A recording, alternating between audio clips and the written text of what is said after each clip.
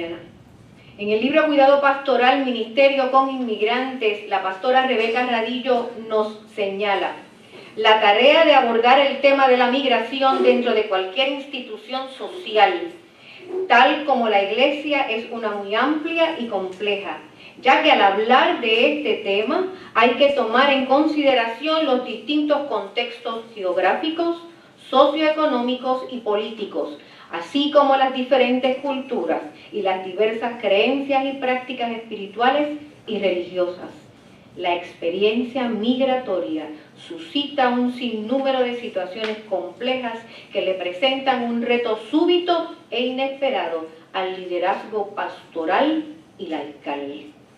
En el diálogo ecuménico de las Américas sobre fe, economía y migraciones, en noviembre del 2013, la reverenda Dora Arce nos insta: hemos sido llamados y llamadas a enfrentar los retos que como Iglesia de Jesucristo se nos presentan, y este es uno de ellos al que tenemos que responder con la confianza que el Dios liberador, que acompaña siempre a los más vulnerables y para quienes ha proyectado su reino de justicia y amor, estará con nosotras ahora, con nosotras y nosotros ahora y siempre.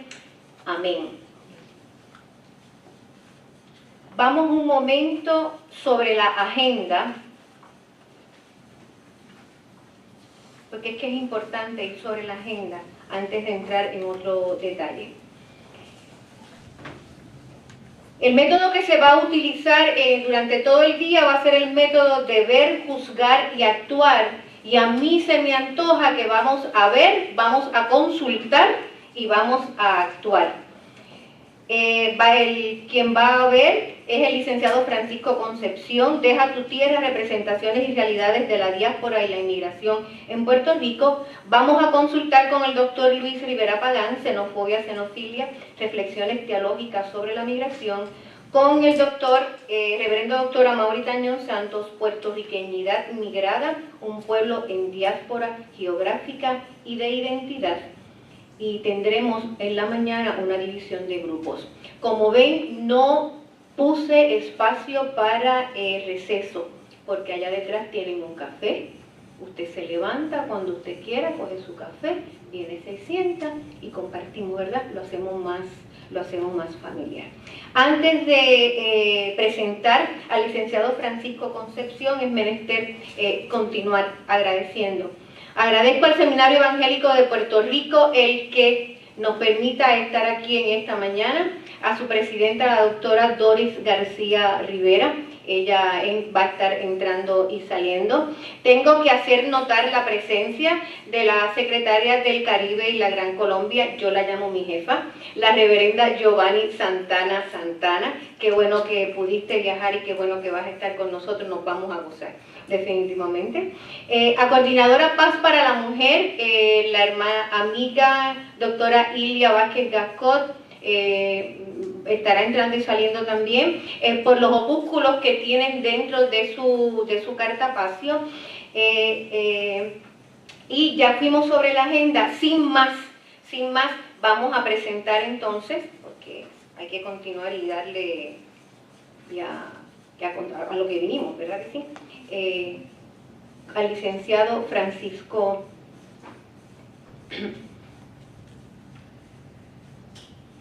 El profesor Francisco J. Concepción estudió filosofía en la Universidad Central de Bayamón y Derecho en la Universidad de Puerto Rico. Entre el año 2003 y 2008 vivió en la ciudad de Washington, D.C., donde estudió una maestría en Derecho Internacional con especialidad en Derechos de Inmigración y Derecho Ambiental. Al regresar a Puerto Rico comenzó estudios doctorales en el programa de Teología Pastoral de la Universidad Interamericana, donde defenderá próximamente la tesis titulada De los desaparecidos de San Salvador a los prisioneros de Guantánamo, hacia una eclesiología del torturado desde una perspectiva histórico-pastoral. Actualmente se desempeña como profesor de justicia criminal en la Universidad de Puerto Rico, recinto de Barranquitas. Preside la Comisión de los Derechos de los Inmigrantes del Colegio de Abogados y Abogadas de Puerto Rico y cursa estudios doctorales en el Centro de Estudios Avanzados de Puerto Rico y el Caribe, donde trabaja el tema del Caribe británico. El culpable, que el licenciado Francisco esté con nosotros esta mañana, y me parece excelente el que hayamos tenido las conversaciones, ¿verdad? Y encuentros para que el licenciado esté acá, es el doctor Luis Rivera Pagán. Licenciado, su tiempo. En lo que el licenciado se acerca acá, yo quiero ser flexible con la agenda, ¿verdad? Cada uno de los ponentes se les ha llamado la atención al respecto del programa, del tiempo, pero es un tema que es menester consultarlo con calma. Muy buenos días. Yo tenía planificado utilizar una presentación. No lo voy a hacer por dos razones. Número uno, porque me da la impresión de que es más una muletilla que otra cosa, ¿verdad? Para que la gente no se concentre en lo que estoy diciendo y esté mirando la presentación. En segundo lugar, porque yo creo que puede servir más un formato de diálogo y de conversación. En términos generales, vamos a hablar sobre números, sobre estadísticas, sobre qué pasa en cuanto a la inmigración y la emigración. Yo podría terminar esta conferencia ahora, esta charla ahora, y decir, se han ido muchos y han venido más, ¿verdad? Y ya está. Y puedo pagar y sentarme y todo el mundo sabe que se ha ido un montón de gente. Y tendría resuelto el problema. El problema es, lo que realmente se convierte en un conflicto es la identificación de aquellos que se han ido, por qué se han ido, qué pasa con aquellos que regresan, porque contrario a la visión generalizada, sí se van muchos, pero también regresan. Las estadísticas que voy a utilizar están en los informes de la Oficina del Instituto de Estadísticas de Puerto Rico. Luego les puedo pasar la presentación que tiene los links para que lo puedan utilizar. Y entonces en el del 2012 habla de una emigración de 76,000 personas que se fueron entre el 2011 y el 2012 y 20,000 personas que regresaron. Es decir, que hay una pérdida de 54,000 personas en cuanto a población. Estoy hablando de emigración puertorriqueña, ¿está bien? Todavía no ahorita voy a tocar el tema del inmigrante extranjero, que es otro tema totalmente distinto y una realidad totalmente distinta. Nosotros sabemos que las fronteras entre Estados Unidos y Puerto Rico son porosas, eso es obvio, porque nosotros somos parte de o pertenecemos a, pertenece a, pero no es parte de, como dijo el juez White en 1922. Pertenecemos a, pero no somos parte de los Estados Unidos, por lo tanto nosotros podemos migrar fácilmente, ir y establecernos y regresar cuando queramos. Y lo más seguro, la mayoría de ustedes conoce a uno o más que se ha ido y ha regresado, y se ha ido y ha regresado varias veces, ¿verdad? Y ese movimiento hace que se creen unas dinámicas de población interesantes. Una de las cosas que yo he observado recientemente, que por lo menos para mí, como abogado de inmigración, es una novedad, son las familias divididas, es decir, el esposo viviendo en Texas y la esposa en Puerto Rico, o viceversa. Los que yo conozco, la esposa vive fuera y el esposo acá, porque ella donde consiguió trabajo es allá y él tiene trabajo acá, y entonces están divididos, ¿no? A quien yo le alquilo el apartamento, él vive en Boston y ella vive en San Juan, y ella viaja un fin de semana allá y él viaja un fin de semana acá, porque él trabaja con JetBlue y puede viajar gratis, ¿verdad? Pero los demás no tienen esa facilidad. Por lo tanto, tenemos una nueva realidad entre manos. Esta no es la familia que se dividió por un divorcio, esta es la familia que se dividió por la migración, pero no se divorcian, siguen siendo un matrimonio, siguen los hijos estando con uno de los dos. La mayoría de las veces se van con la mamá si la mamá se va, o se quedan con la mamá si la mamá se queda, porque todavía nosotros tenemos esos patrones de comportamiento, ¿verdad? Y no podemos salir de ellos. Pero en términos generales se da esa dinámica, que es una dinámica distinta. Queda la pregunta, ¿verdad? Y entonces las iglesias tendrían que responder. Yo no soy pastor ni sacerdote, yo soy episcopal. Aquí está el profesor Ángel, que fue profesor mío en el seminario episcopal, y Héctor, que fue compañero mío en el seminario, pero yo no terminé. Entonces, yo no puedo contestar la pregunta desde la perspectiva del ministerio, pero sí puedo plantear la pregunta, porque ese es mi derecho como parte de la iglesia, ¿verdad? Y es decirle, bueno, ¿y qué hacen con esa gente? ¿Y cómo ministran a esas familias que están divididas? ¿Y cómo los ministros, los pastores, los sacerdotes se encargan de trabajar con esa? Yo creo que me iba a decir que ya se acabó el tiempo. ¿Cómo los pastores, los ministros, etcétera, etcétera, se encargan de trabajar con esas familias que están así, ¿verdad? Que tienen esa nueva estructura? Claro, nosotros tenemos que tomar en consideración también la novedad de las comunicaciones, ¿verdad? Yo sigo el rastro de todos mis compañeros que se han ido. La mitad de mi clase, nosotros graduamos en 1988 de Escuela Superior en Bayamón, más de la mitad de mi clase vive en Estados Unidos. Sin embargo, uno sabe qué hizo todo cada día, ¿verdad? ¿Cómo? Con Facebook. Con Facebook sabemos exactamente. Bueno, ayer Sonia, que se mudó hace 2 meses a Texas, porque consiguió trabajo allá y el esposo está acá, puso un juego de sala verde. Y yo lo sé, pues ya lo puso en Facebook. Por lo tanto, hay unas nuevas dinámicas también. Ya no se da aquella soledad absoluta. Cuando yo me fui en el 2003, yo no usaba casi el email y yo no tenía Facebook en 2003. Por lo tanto, la soledad, el problema de trabajar con un ambiente en donde yo me mudé al área de Washington DC, donde los puertorriqueños no somos mayoría. Hay puertorriqueños, están escondidos. Yo recuerdo que una vez se hizo un concierto de Lucecita y Dani Rivera, y no me acuerdo quién más, en el Kennedy Center, y se llenó. Y cuando cantaron Obaumoen, habían 500 puños izquierdos levantados, y uno miraba y decía, pero no estamos en Washington DC, ¿dónde están todos estos puertorriqueños escondidos? La comunidad puertorriqueña en el área de Washington DC es una comunidad individual, ¿verdad? Cada cual por su lado. Sin embargo, la comunidad de bolivianos, que es con quien yo trabajé allí, eso es una cosa extraordinaria, ¿verdad? Y se apropiaban de los espacios y hacían comunidad dentro de los lugares donde estaban. La iglesia que yo trabajaba era la iglesia Santa María en Fort George, que era de la iglesia episcopal, era 100% boliviana, habían 200.000 bolivianos y un puertorriqueño, ¿verdad? Que era yo, que estaba allí metido como abogado de inmigración. Lo interesante es que los 200.000 bolivianos no sabían que era episcopal, ellos creían que era católica romana. Y entonces cuando se muere el Papa, le pedían al sacerdote que celebrara un oficio especial para la muerte del Papa, y el sacerdote se resistía, y le decía, pues yo no soy católico, pero es que ellos no sabían, ¿verdad? Que eso no era una iglesia católica, creían que era, que no sabían que era episcopal, ellos creían que era católica romana. Y el padre una vez me dijo, y no les diga nada, porque se van. Muy bien. Preguntas que nosotros tenemos que responder en cuanto al movimiento de las migraciones. Hay un informe del 2012 de la Oficina de Estadística, y hay un informe que trabaja desde el 2000 hasta el 2009.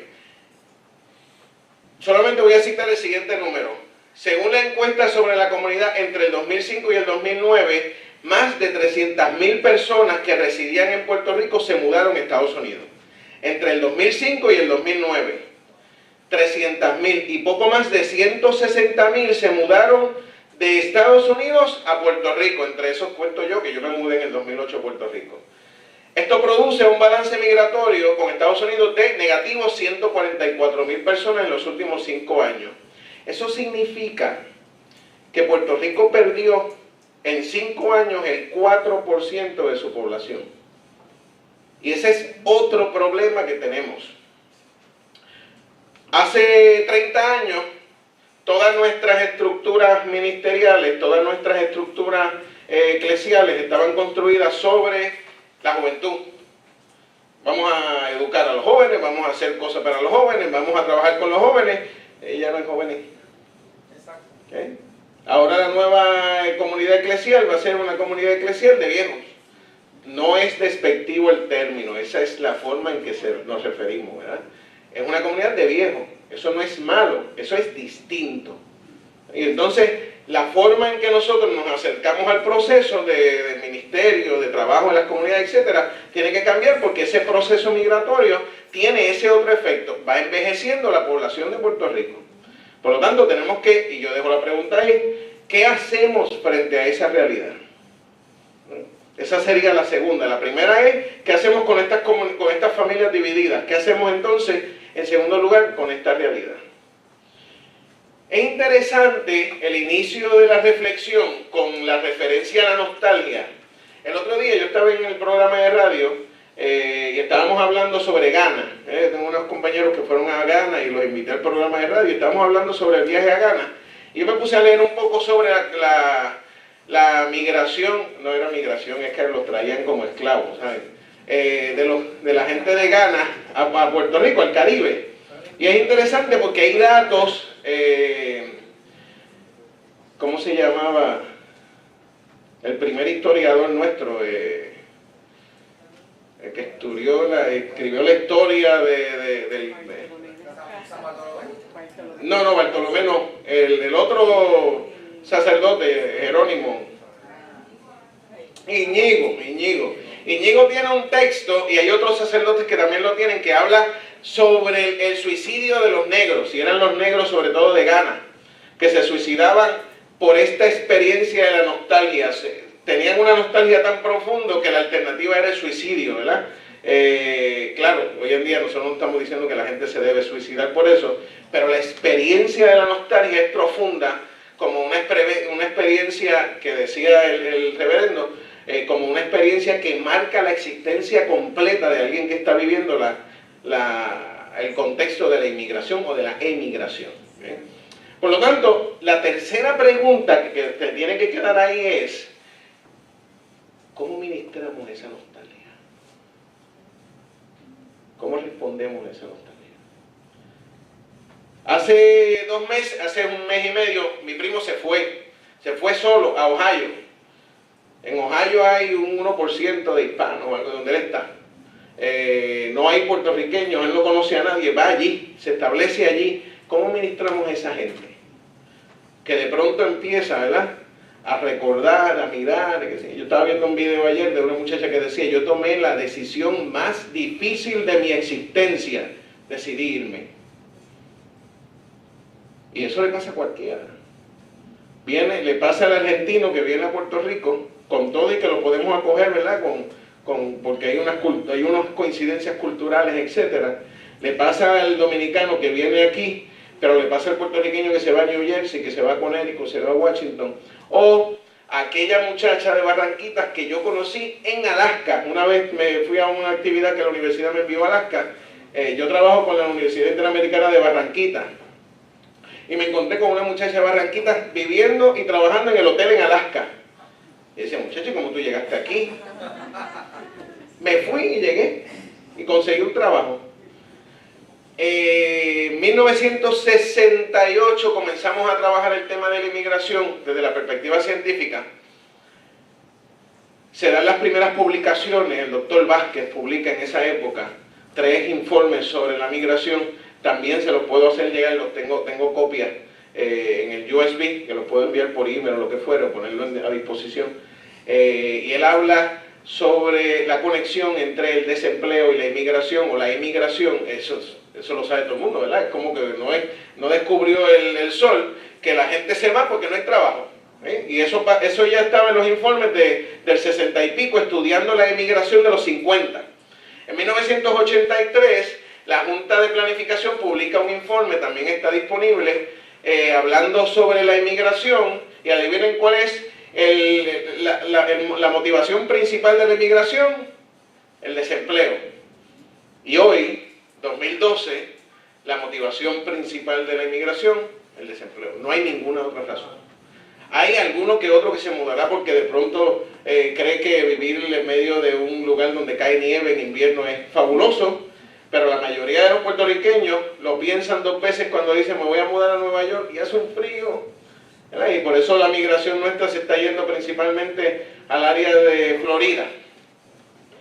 Por último, sobre la inmigración, y le voy a dedicar 5 o 10 minutos, me voy a pasar como 2 minutos nada más a la inmigración. Por último, la pregunta que tenemos que hacer también es, ¿qué pasa con esos emigrantes que no participan en los procesos políticos? Entonces, uno va hablando y dice, a la gente. En Puerto Rico el 85% de la gente va a las elecciones. Nosotros votamos por cualquier cosa. A mí me encanta. Cada vez que dicen van a votar, yo voy y voto. No importa por lo que sea, yo voto. A mí me gusta ir a votar y la mayoría de los puertorriqueños nos gusta ir y votar por lo que no nos importa quién es el candidato ni por qué. Nosotros vamos y votamos y ya, ¿verdad? Por eso elegimos la gente que elegimos. Eso es parte del proceso. Esa misma comunidad que participa tanto aquí, cuando se va hablando no participa. Y hay una pregunta bien importante y es una responsabilidad. Yo sé que hay sectores religiosos que dicen eso no es nuestro problema, lo de nosotros es el espíritu, pero hasta ayer, ¿verdad? Desde mi perspectiva, el espíritu está en la carne, así que hay que trabajar con la cuestión de la carne y salvar ese cuerpo y salvar a esa persona. Por lo tanto, hay que trabajar en el asunto político. Mire, ¿cómo ministramos a esas comunidades para que participen en el proceso político? No solamente que vengan y se queden aquí, yo tengo una iglesia en Orlando y ellos van a mi iglesia los domingos y yo los acompaño y les entierro los muertos y todo ese tipo de cosas y ya. ¿No? Es como esa gente también hacemos que participe en el proceso político. ¿Por qué? Porque su ausencia lastima a todos los demás.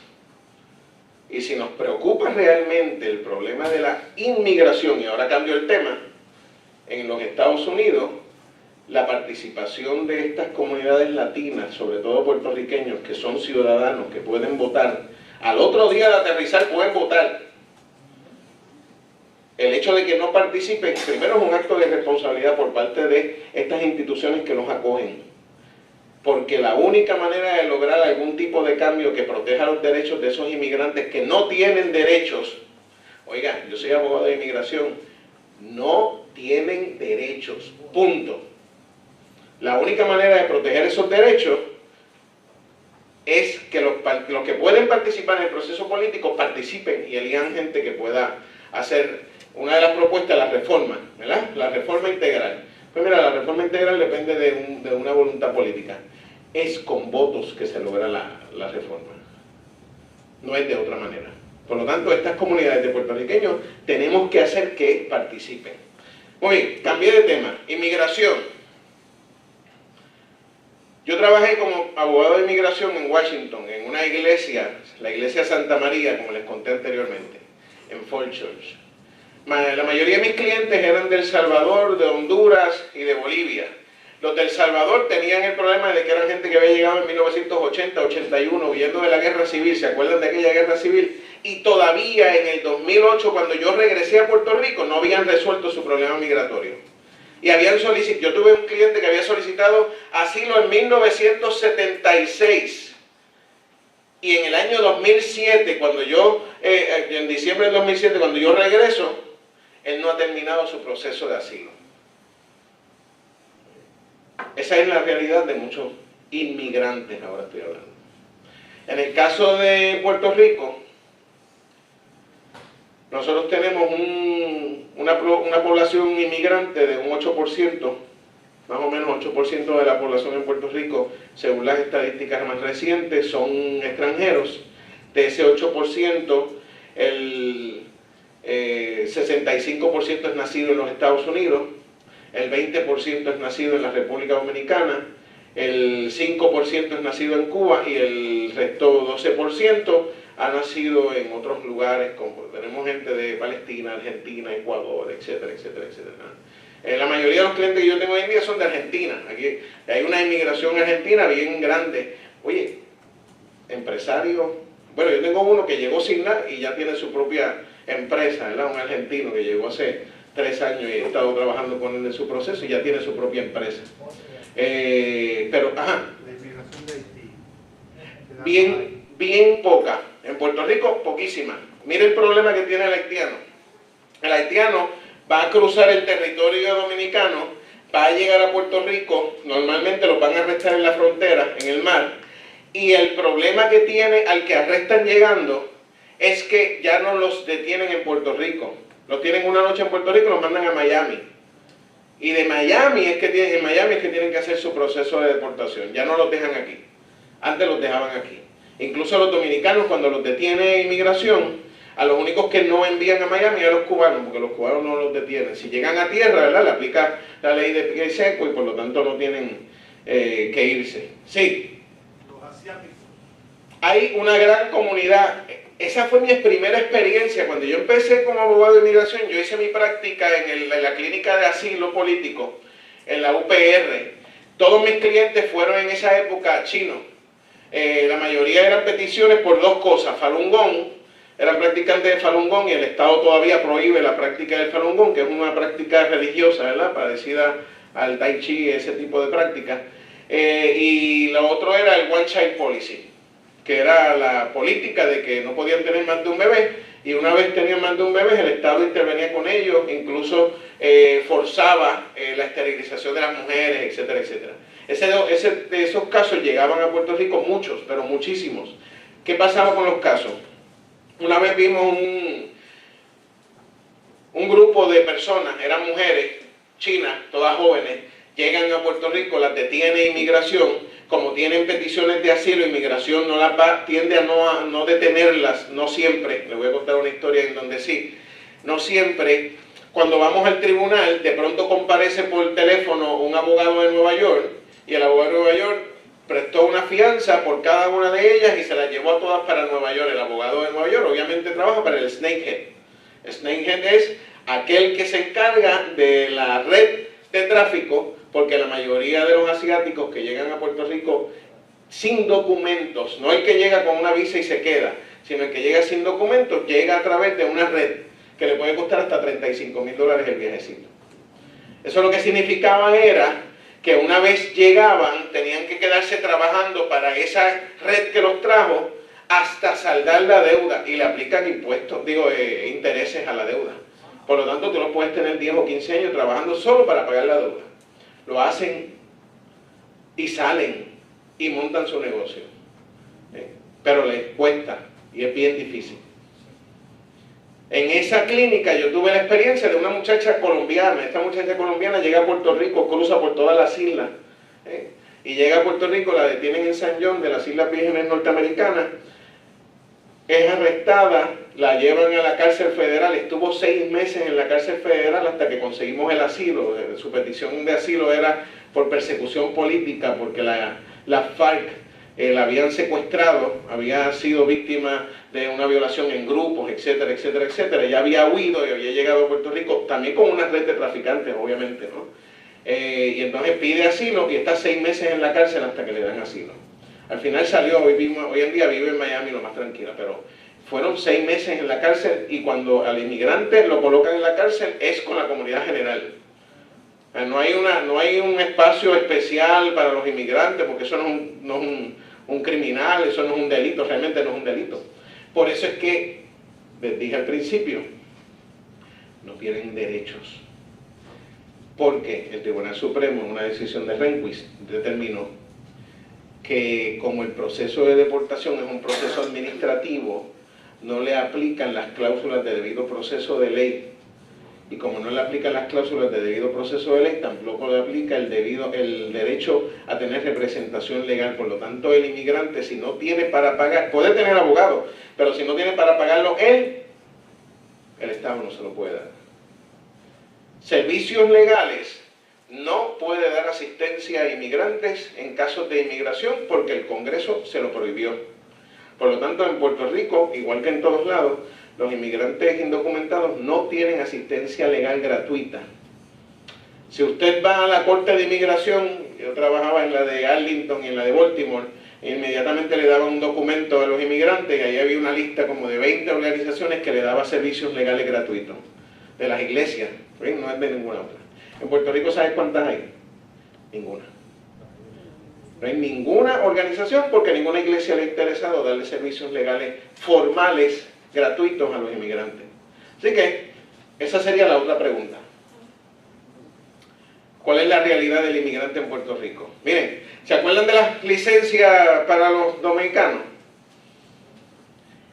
Policía detiene al dominicano, la licencia tiene la línea roja, el policía le da una pela, le quita el dinero y le dice: y si te quejas, llamo a inmigración. Sí. Pero ahora hay una orden ejecutiva de la policía Sí, esa orden está desde que aprobaron la ley y no les importa. A la policía no le importa, honestamente. Yo tuve el ejemplo, hace 2 semanas, un muchacho fue a buscar a un amigo al aeropuerto. Él no estaba viajando, él está indocumentado.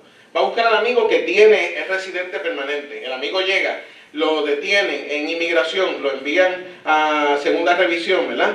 En la segunda revisión le empiezan a hacer preguntas, le quitan el teléfono y empiezan a mirar las fotos, que es totalmente ilegal, pero lo hacen, ¿verdad? Porque después nadie se va a ir a quejar.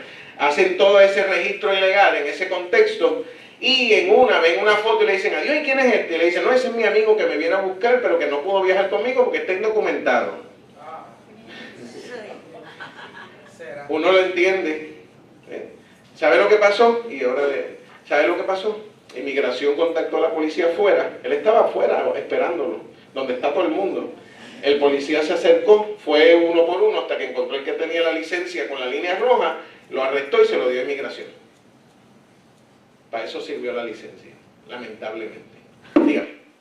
Sí, licenciado, la Iglesia Metodista de San Pablo, que está ubicada en Barrio Obrero, está haciendo sus pininos con una alianza con la Facultad de Derecho de la Universidad de Puerto Rico. Nosotros precisamente lo que hacemos es que le hacemos la ruta para llevarlos allí para que le den los servicios legales para inmigración. Otra de las áreas que estamos trabajando es lo de las licencias, pero yo he retenido la población femenina, que es la mayor parte de la población que quiere conducir, y dicho sea de paso, muchas de ellas ya guían por ahí, para serle bien honesto, que es el problema. Las he retenido para que pasen este crisol de estas experiencias de las cuales usted nos está narrando, porque yo siempre les decía, las van a marcar inmediatamente, vamos a esperar, vamos a ser cautelosas, porque esto las van a marcar, las van a fichar y las van a encontrar y no hay manera, y la mayor parte de ellas no tienen sus documentos, se están guiando por necesidad. Y la cara del inmigrante tiene el rostro de mujer en el barrio. Sí. Así que yo en ese sentido, pues les estoy dando las clases, pero les he dicho, tengan cuidado, vamos a pasar un periodo para que se refine la cosa, se reajuste, porque les había ya prevenido de ese peligro. Sí, la recomendación de la Comisión de los Derechos de los Inmigrantes es, mira, si ya inmigración te marcó, porque una vez te detuvieron y lo que estás por ahí es con un paro o lo que sea, sácala. Pero si no, no lo hagas porque te exponen y la exposición es demasiado peligrosa.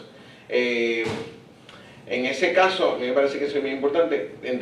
Por último, voy a decir lo siguiente, porque ya me están diciendo que me calle. Voy a decir lo siguiente. El jueves que viene, el próximo jueves 6 de noviembre, yo voy a estar en una vista pública sobre una legislación que está presentando el senador Ramón Luis Nieves sobre el acceso de las comunidades indocumentadas a las funciones bancarias. Hoy en día se supone que no pueden tener cuentas de banco, etcétera, etcétera. Por eso Univision le da la tarjeta esa que le saca a los chavos. Y entonces ellos están pasando una legislación para que puedan hacerlo. Hay una vista pública, es el día 6 de noviembre en el Capitolio a las 9 de la mañana. Está abierta, ¿verdad?, para su participación. El senador Ramón Luis Nieves está trabajando mucho con los temas de los inmigrantes, también con el tema de las licencias.